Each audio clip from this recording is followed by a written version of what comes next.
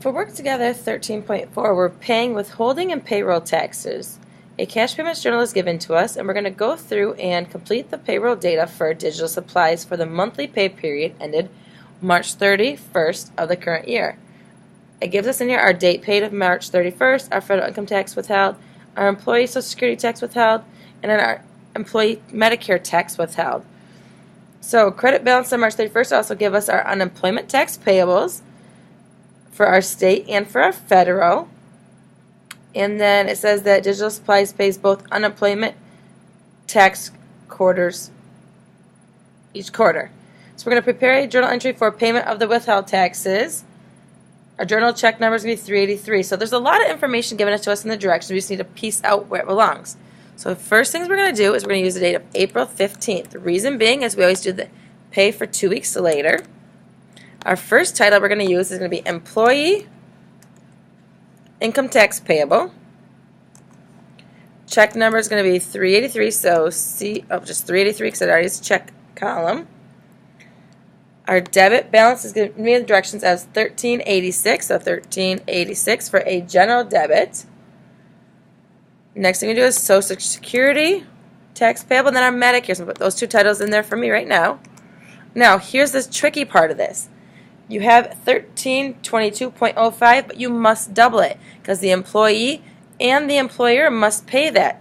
So it doesn't give you that in the book. It just gives you the one person paying it. So we're going to take 1322.05 and double it. It's going to give me 2644.10. And then lastly, I have my Medicare tax withheld is 309.25. Same thing. The employee and the employer must pay it. So you have to double that number. It's going to be 618.50. Then we're going to take these three transactions, add them up. That's going to be my cash credit column number I need. So it's going to be 4,648.60. All right. Next thing it tells me is that, like I told you prior, was that the unemployment tax payable for federal was $511.75, and for state is $3,454.34. So we just need to journalize those. So we're using the date of the 30th because they pay those at the end of the month. And we are going to use unemployment tax federal first. Same thing, I'll put 30th in here too for unemployment tax state. Put that one in there. Check numbers are going to be 401 and 402. And just taking the number right from the book. So we're going to use 511.75 for federal, 511.75. Bring it over to cash, 511.75. So nothing tricky here. We're just putting them into a journal. And for state, we have 3,454.34. 3,454.34.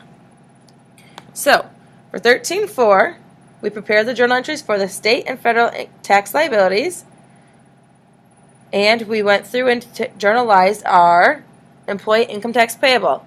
We took one income tax and we doubled the employee social security and we doubled the Medicare tax payable, and that is how we received our cash credit number right here. So that is it for 13.4. Pretty easy to do. Just got to fill in the numbers where they belong, making sure you're using the 15th for the payroll and the 30th for the unemployment date. All right, so if you have any questions, make sure you reach out. Take your time, and good luck, guys.